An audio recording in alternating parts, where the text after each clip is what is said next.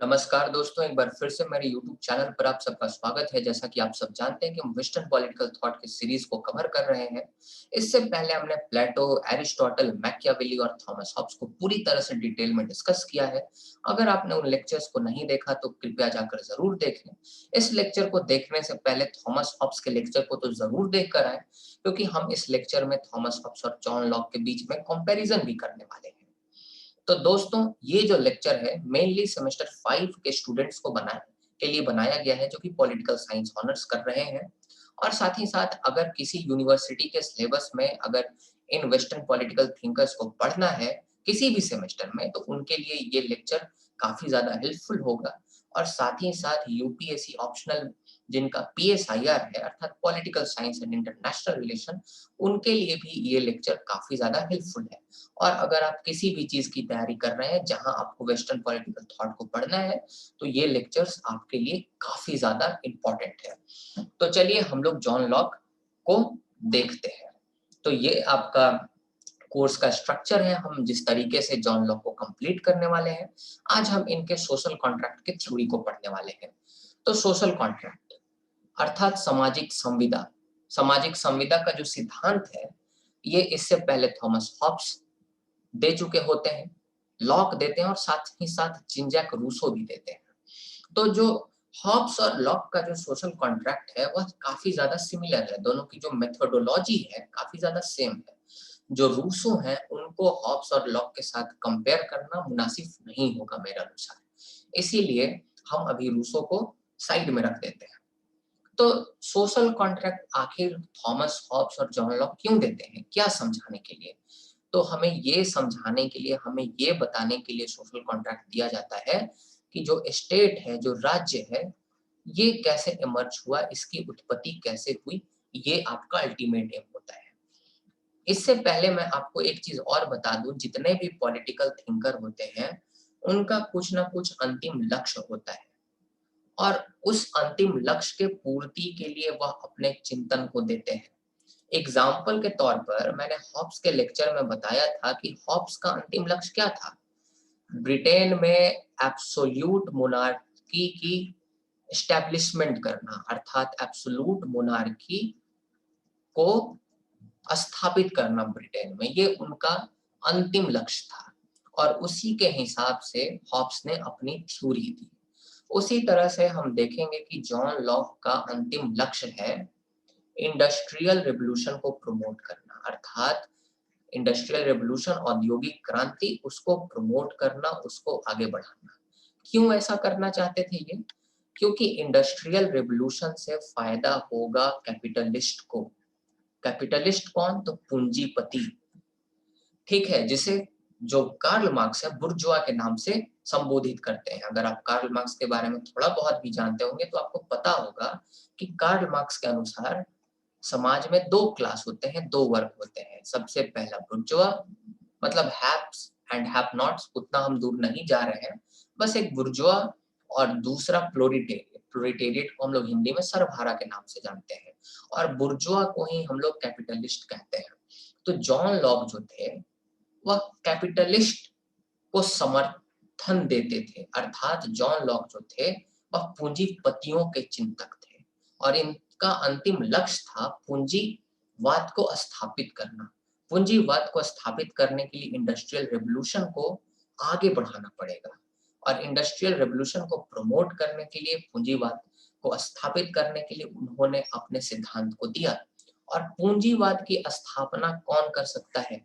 क्या राजतंत्र पूंजीवाद की स्थापना में कारगर हो सकता है? तो जवाब है उतना कारगर नहीं हो सकता जितना कारगर पार्लियामेंट अर्थात संसद हो सकता है।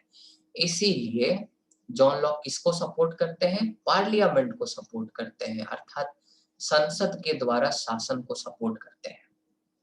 ये चीज आपको ध्यान रखना है। तो ये आपका कुल मिलाकर मोटा-मोटा कॉन्सेप्ट हो गया। उसके बाद जॉन लॉक के बारे में थोड़ा हम और जानते हैं।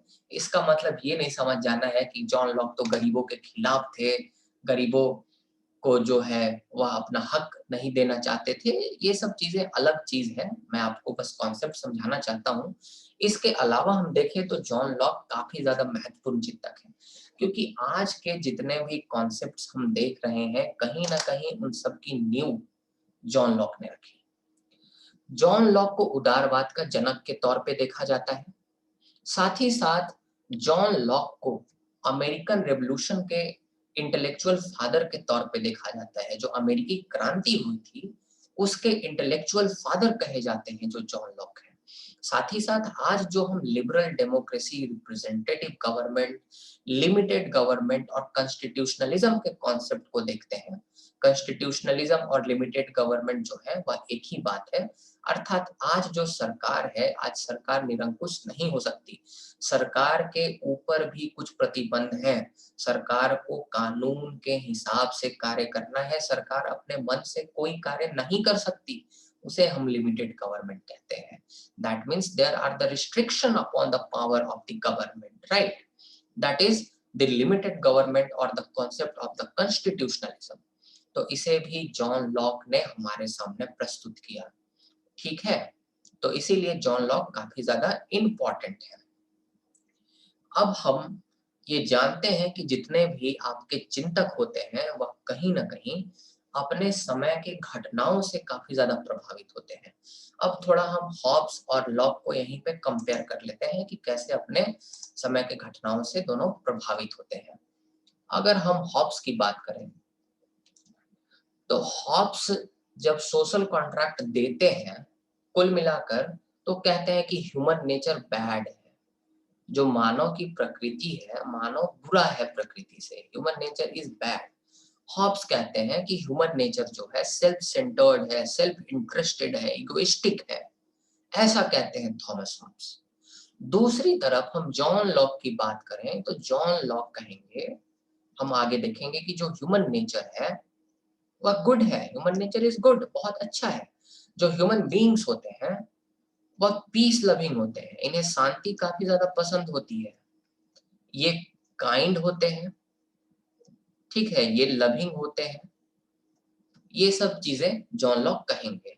अर्थात दूसरे शब्दों में कहें तो ये जो हॉब्स है हमें ह्यूमन नेचर का निराशावादी दृष्टिकोण हमारे सामने अर्थात पेसिमिस्टिक व्यू प्रेजेंट करते हैं। दूसरी तरफ अगर हम लॉक की बात करें तो लॉक ह्यूमन नेचर का हमारे सामने ऑप्टिमिस्टिक व्यू प्रेजेंट करते हैं, अर्थात आशावादी दृष्टिकोण हमारे सामने प्रस्तुत करते हैं। आखिर ऐसे क्या कारण रहे कि जॉन लॉक और थॉमस हॉब्स दोनों एक दूसरे से विपरीत ह्यूमन नेचर पर विचार प्रस्तुत कर रहे हैं? तो कहीं ना कहीं हमें देखना होगा कि उनके समय में क्या ऐसी घटनाएं हुई थी जिससे हॉब्स ने ये निष्कर्ष निकाल लिया कि जो ह्यूमन नेचर है बैड है। दूसरी तरफ जॉन लॉक ने ये निष्कर्ष निकाल लिया कि ह्यूमन नेचर गुड है।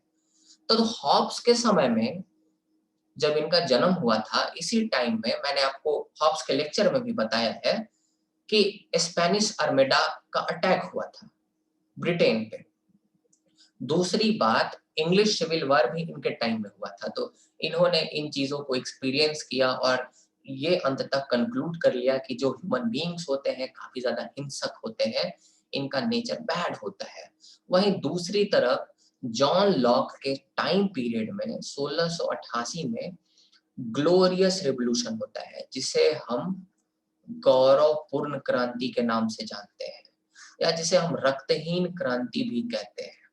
ठीक है, ब्लडलेस रेवोल्यूशन, रक्तहीन क्रांति।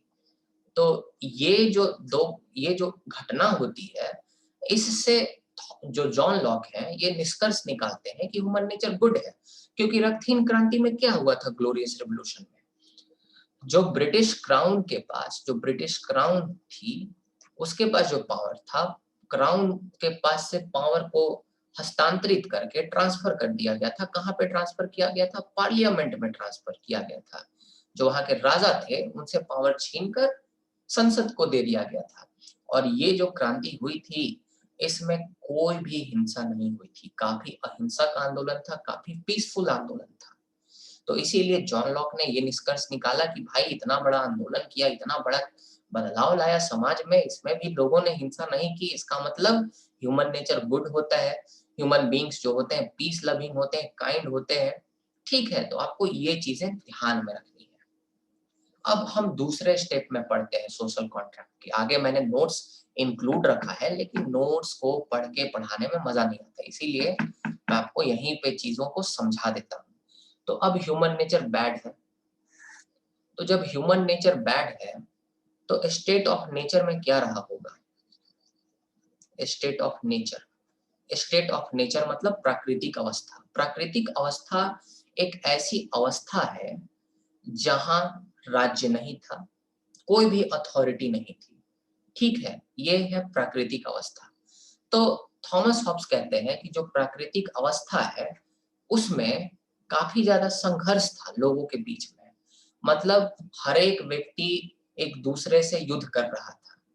इसमें जो लाइफ था वह काफी ज्यादा सॉलिटरी था, ब्रूटल था, नेस्टी था, शॉर्ट था, मतलब किसी को कोई कभी भी मार देता था, ठीक है। ये कहते हैं थॉमस हॉब्स। आप इनके लेक्चर को डिटेल में देखिए, मैंने वहां बहुत अच्छे से समझाया है, यहाँ टाइम कम है इसलिए मैं शॉर्ट में आपको बता रहा हूँ। तो ये स्टेट ऑफ नेचर की कहानी थी। लेकिन दूसरी तरफ ऐसा क्यों स्टेट ऑफ नेचर में था हॉब्स के हिसाब से? क्योंकि ह्यूमन नेचर बैड है, ह्यूमन के पास पैशन है। हॉब्स मानते थे कि ह्यूमन बींग्स के पास बस पैशन है, वे पैशन से गाइडेड होते हैं, जुनून से। अगर उसको भूख लगेगा, अगर उसको खाना नहीं अगर दिखेगा तो तुमको मार के खा जाएगा, इस प्रकार का है मानो, ठीक है।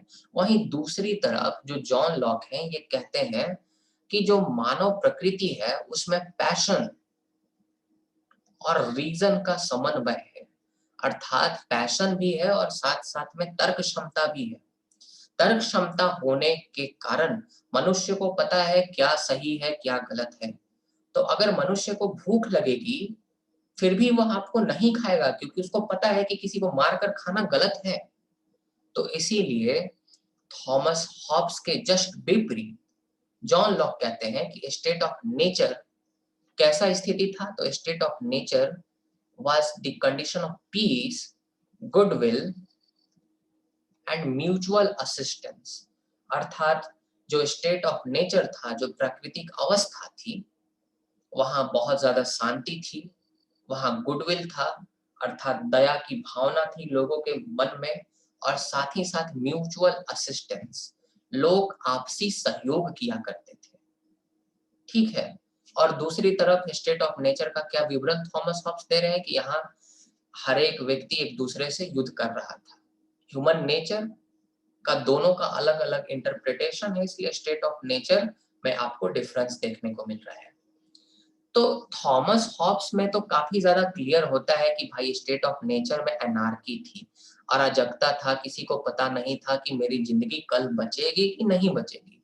इसलिए लोगों ने आपस में एक एग्रीमेंट किया, एक कॉन्ट्रैक्ट किया, लोगों ने आपस में कहा कि भाई देखो हमें इस एनार्की के सिचुएशन से निकलना है, और इस एनार्की के सिचुएशन से निकलने के लिए लोगों ने जितने भी अधिकार थे, देखिए स्टेट ऑफ नेचर में सबको अधिकार मिले थे, ऐसा थॉमस हॉब्स कहते हैं। सबके पास नेचुरल राइट्स थे, लेकिन यहाँ नेचुरल राइट्स को एंजॉय वही कर पाता था जिसके पास पावर हुआ करता था। अर्थात दूसरे शब्दों में थॉमस हॉब्स कहते हैं कि जो स्टेट ऑफ नेचर में राइट्स थे उनको राइट्स कहना सही नहीं होगा, उसको आप पावर बोलो, क्योंकि जिसके पास शक्ति हुआ करती थी वही अपने अधिकारों को इंजॉय कर पाता था। दूसरी तरफ जॉन लॉक क्या कहेंगे कि भाई यहाँ मनुष्य के पास तार्किक क्षमता है, तो मनुष्य जो है अपने भी राइट्स को एंजॉय कर रहा है और साथ ही साथ जो सामने वाला का राइट है, नेचुरल राइट, उसका भी सम्मान कर रहा है।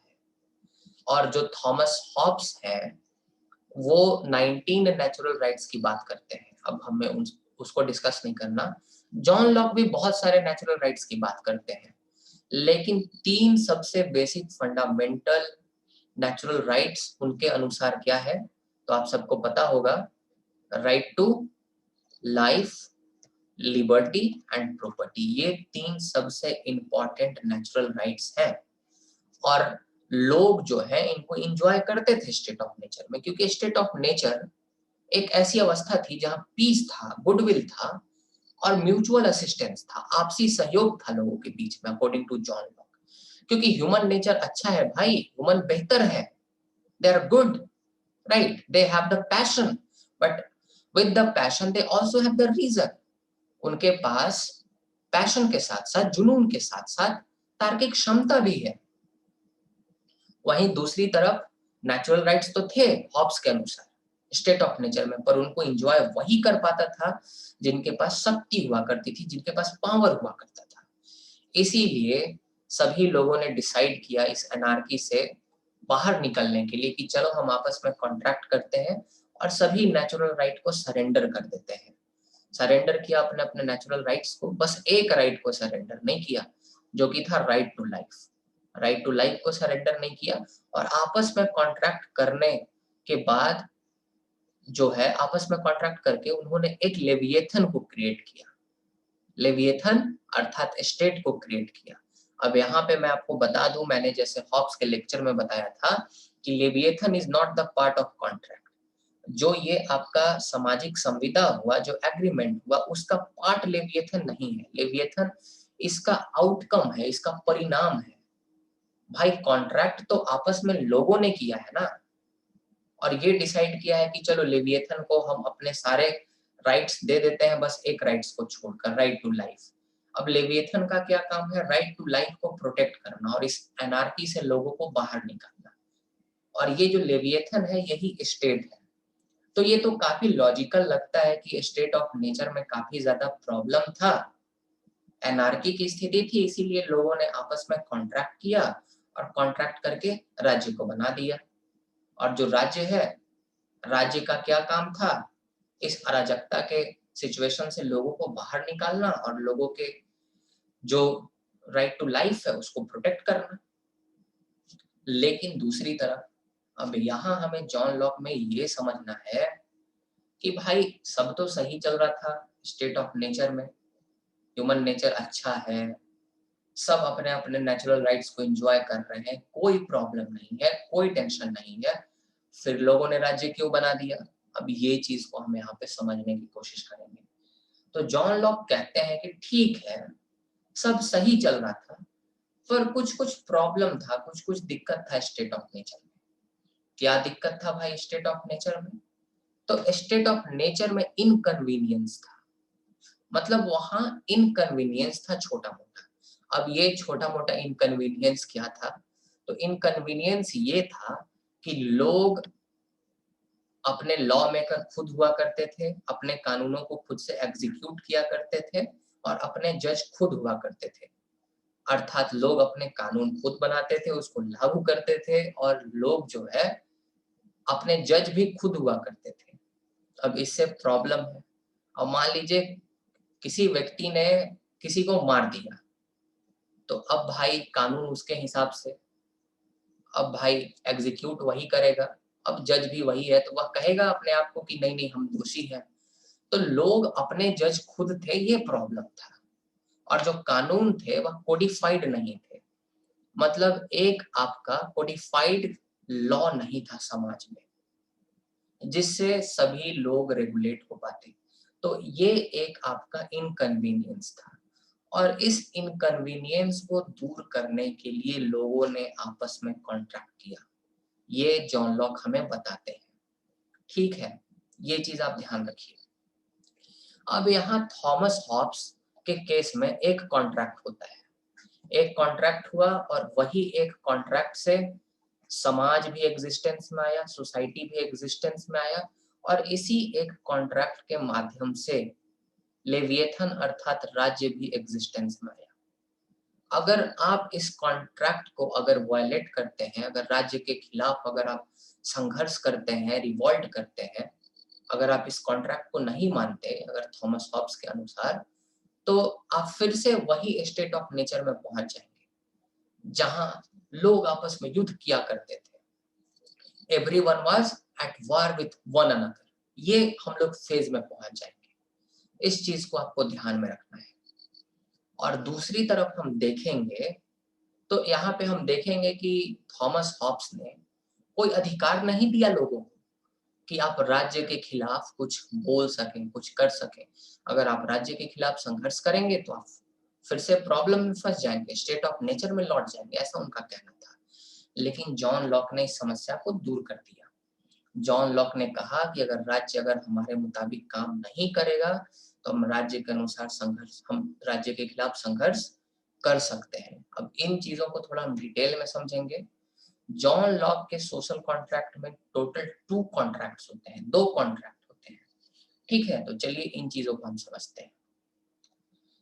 तो कुछ यहाँ पे चीजें हैं। 17th सेंचुरी के इंग्लिश फिलोसोफर थे, ठीक है, जिन्हें हम लोग फेमसली फादर ऑफ लिबरलिज्म के नाम से जानते हैं, जो कि इन्फ्लुएंस्ड थे रेने देकार्त से और रॉबर्ट बॉयल से।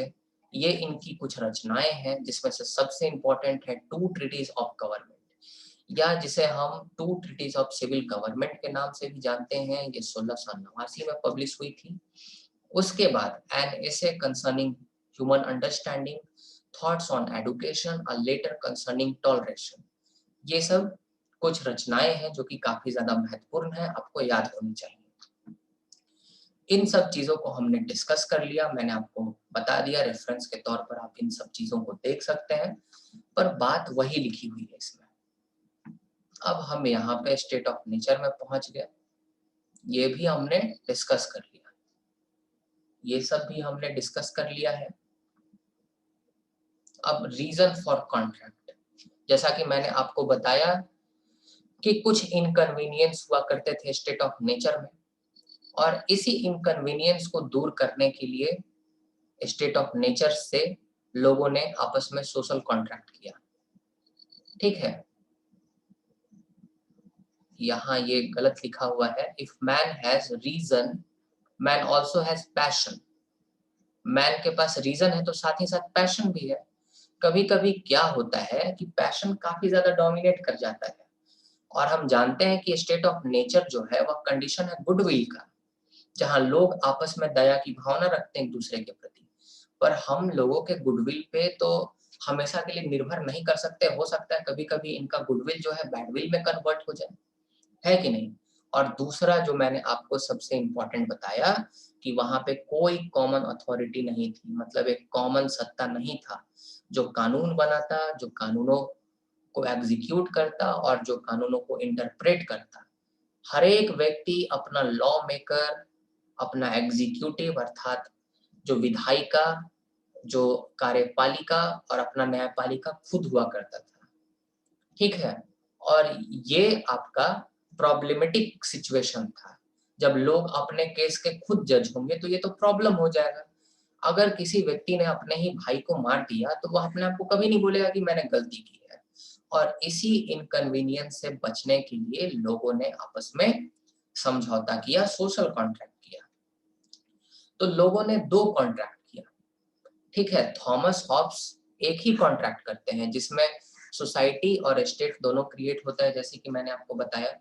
लेकिन जॉन लॉक के केस में यहाँ 2 कॉन्ट्रैक्ट होता है।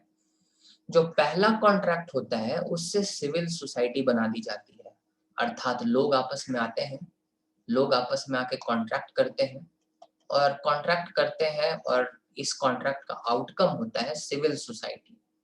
ठीक है, अब ये जो सिविल सोसाइटी होती है अगले स्टेप में सरकार को बनाती है, अर्थात सरकार के साथ ये कॉन्ट्रैक्ट करती है मेरे भाई। अर्थात जो सरकार है that is the part of contract, जो गवर्नमेंट है, जो स्टेट है, वह पार्ट है कॉन्ट्रैक्ट का। और अगर सरकार हमारे हिसाब से काम नहीं करेगी तो हम सरकार के खिलाफ संघर्ष कर सकते हैं। हम कह सकते हैं कि भाई हमारे बीच में समझौता हुआ था, तुमने हमारे अनुसार काम नहीं किया, हमारी सहमति से तुम काम नहीं कर रहे हो। लेकिन थॉमस हॉब्स के केस में लोगों ने आपस में कॉन्ट्रैक्ट किया है और उसका आउटकम है, उसका परिणाम है राज्य। तो राज्य जब कॉन्ट्रैक्ट का पार्ट ही नहीं है, समझौता का हिस्सा ही नहीं है, तो राज्य को किस तरह से उत्तरदायी ठहरा सकते हो, किस तरह से राज्य जिम्मेवारी लेगा। सिर्फ राज्य की एक जिम्मेवारी बनती थी, लोगों ने बस एक अपने नेचुरल राइट को सरेंडर नहीं किया था राज्य को, जो कि था राइट टू लाइफ। अगर बिना मतलब के किसी का जान लेता तो थॉमस हॉब्स के अनुसार आप संघर्ष कर सकते थे राज्य के खिलाफ। लेकिन अगर आप राज्य के खिलाफ संघर्ष करते, अगर आप समझौते को अगर उसकी अवमानना कर देते, अगर उसको आप नहीं मानते, तो आप फिर से स्टेट ऑफ नेचर में लौट जाते। और स्टेट ऑफ नेचर ऐसा सिचुएशन था जहां हमेशा मौत का डर लगा रहता था। मैंने थॉमस हॉब्स के लेक्चर में डिटेल में बताया, जाकर देखिए उसको। तो सेकंड जो आपका कॉन्ट्रैक्ट हुआ, इससे सरकार बनाई गई। फिर से सबसे पहला कॉन्ट्रैक्ट हुआ, इंडिविजुअल के बीच में कॉन्ट्रैक्ट हुआ, इससे सिविल सोसाइटी आया, और सिविल सोसाइटी और गवर्नमेंट के बीच में दूसरा कॉन्ट्रैक्ट होता है, तो ये कॉन्ट्रैक्ट नंबर 1 और ये होता है contract number 2। That means the government is also the part of contract, और अगर हम गवर्नमेंट के खिलाफ संघर्ष भी करते हैं तो कॉन्ट्रैक्ट वायलेट तो होगा, पर इस लेवल पे होगा, मतलब हम इस सरकार को हटाकर दूसरे सरकार को चुन लेंगे, लेकिन इसका ये मतलब नहीं होगा कि जो समाज बना था, जो सोसाइटी बनी थी, वह भी समाप्त हो जाएगा। लेकिन थॉमस हॉब्स के सिचुएशन में ये था, सोसाइटी भी समाप्त हो जाती, क्योंकि यही एक ही ऐसा कॉन्ट्रैक्ट था जिससे समाज अर्थात सोसाइटी और राज्य दोनों एग्जिस्टेंस में आए थे। ठीक है, तो लोग जो है वह अपने सभी राइट्स को गवर्नमेंट को ट्रांसफर नहीं करते, अपने कुछ राइट्स को गवर्नमेंट को ट्रांसफर कर देते हैं। कौन कौन से राइट? तो भाई अब सरकार हमारे बदले कानून बनाएगी, वही उस कानूनों को लागू करेगी, और अगर हमारे बीच अगर कुछ समस्याएं होंगी तो सरकार ही एडजुडिकेट करेगी, अर्थात एक तरह से जुडिशियरी का काम करेगी, न्यायपालिका की तरह काम करेगी। ठीक है, और लोगों के पास अनलिमिटेड राइट्स है, गवर्नमेंट के पास लिमिटेड राइट्स है, मतलब लोगों के पास असीमित अधिकार है और सरकार के पास सीमित अधिकार है अकॉर्डिंग टू जॉन लॉक। लेकिन थॉमस हॉब्स के अनुसार सरकार के पास असीमित अधिकार थे, लोगों के पास सीमित अधिकार थे, लिमिटेड राइट्स थे लोगों के पास, सिर्फ एक ही तो राइट था, राइट टू लाइफ, और बाकी तो कुछ हमें हॉब्स ने दिया ही नहीं था। आप समझ पा रहे हैं चीजों को? आप हॉब्स को देखकर आइए, आप बहुत अच्छे से समझेंगे लेक्चर्स को। चीजों को याद करना इंपॉर्टेंट नहीं होता, उनको समझना काफी ज्यादा इंपॉर्टेंट होता है।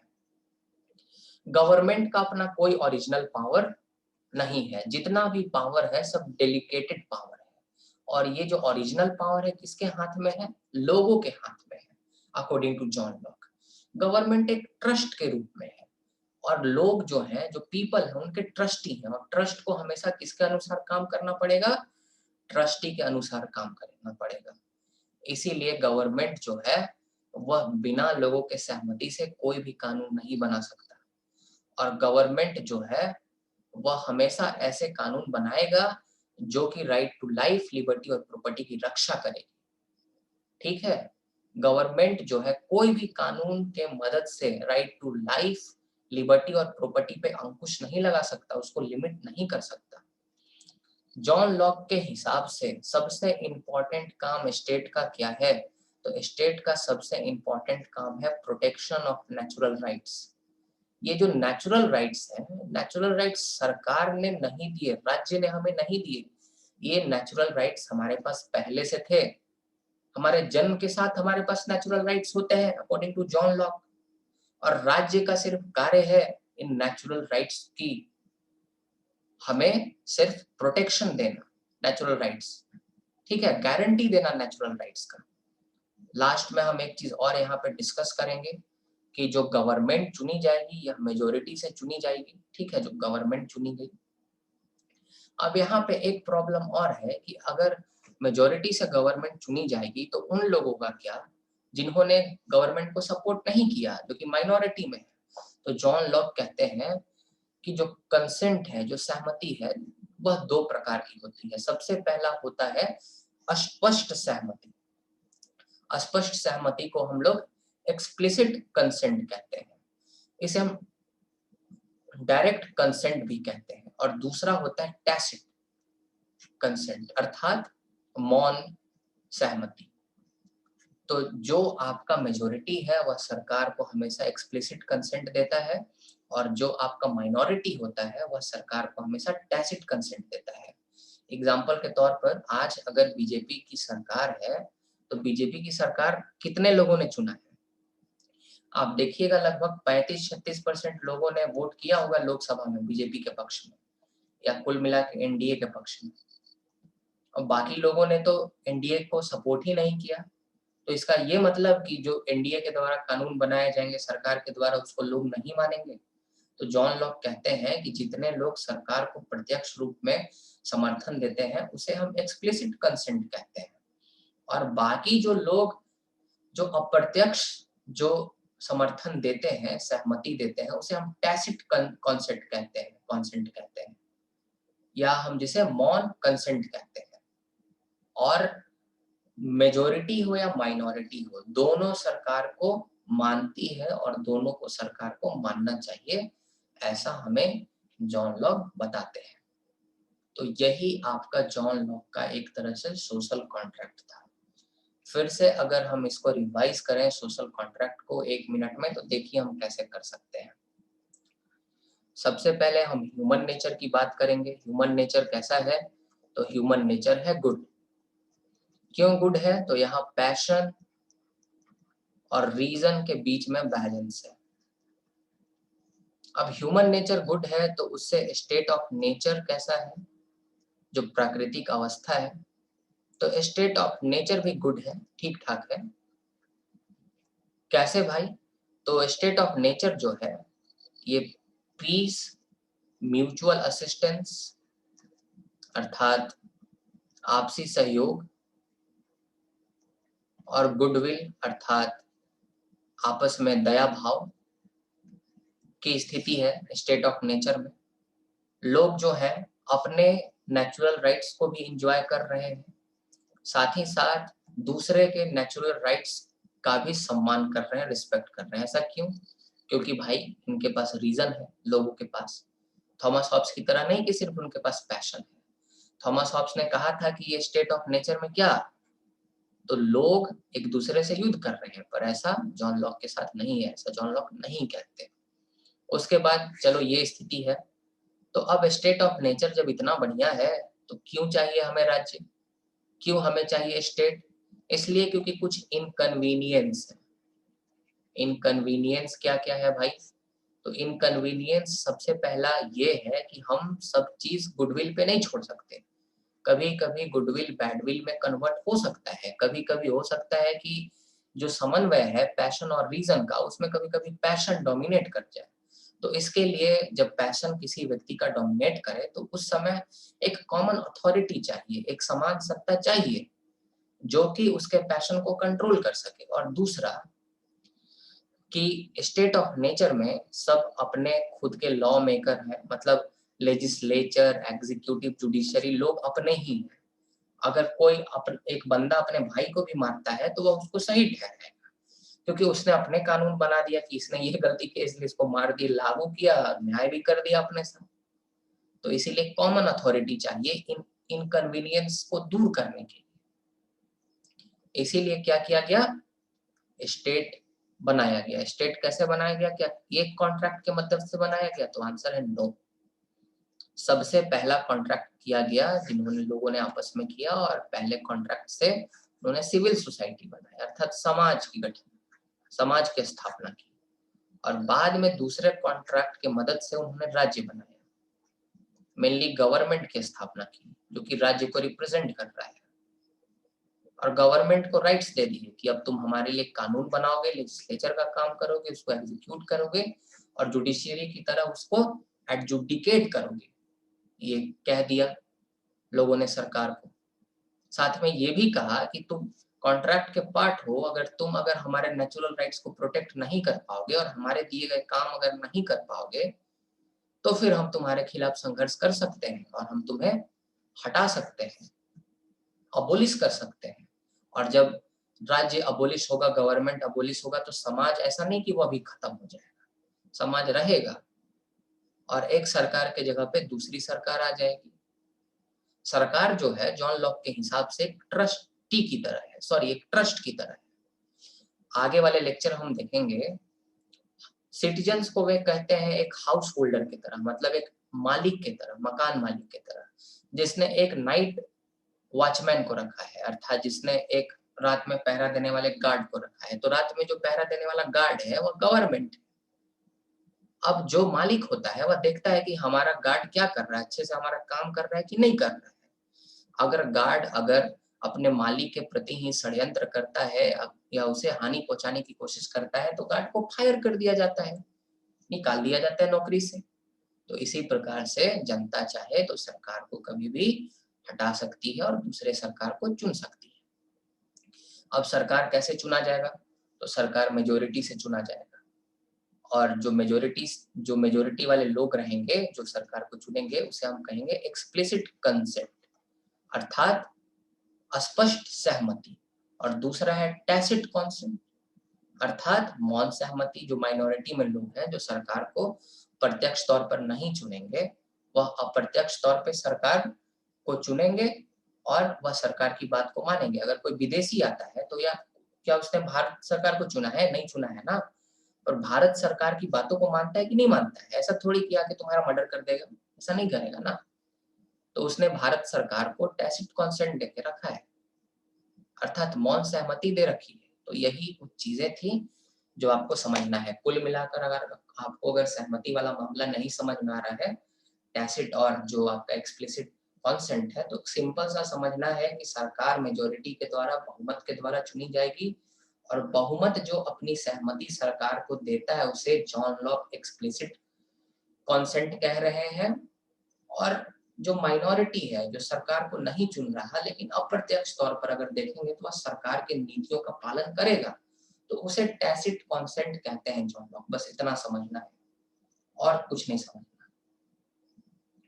नेचुरल राइट्स ये सब के बारे में मैंने आपको सब बता दिया, जॉन लॉक और हॉब्स के बीच में कंपेयर भी कर दिया। तो मुझे उम्मीद है कि आपको लेक्चर समझ में आया होगा, आपने लेक्चर को फील किया होगा। जुड़े रहिए हमारे साथ, थॉमस हॉब्स के लेक्चर को जरूर देखिए, पीछे प्लेटो ये सब पे मैंने जो भी लेक्चर दिया था उसको भी जरूर देखिए और बाकी भी थ्योरीज हम आगे डिस्कस करने वाले हैं, लेकिन बेस यही सोशल कॉन्ट्रैक्ट है, इसे आपको समझना काफी ज्यादा इंपॉर्टेंट था। तो मिलते हैं फिर अगले वीडियो में, तब तक के लिए बहुत बहुत धन्यवाद। अगर आपको लेक्चर पसंद आया तो सब्सक्राइब करें, शेयर करें और साथ ही साथ लाइक देना ना भूलें। साथ ही साथ आप मुझे सपोर्ट कर सकते हैं गूगल पे या फोन पे के माध्यम से, ये रहा मेरा नंबर। तो मुझे उम्मीद है कि आप इसी तरह मुझे सपोर्ट करते रहेंगे। तो मिलते हैं अगले लेक्चर में, तब तक के लिए अपना ख्याल रखें।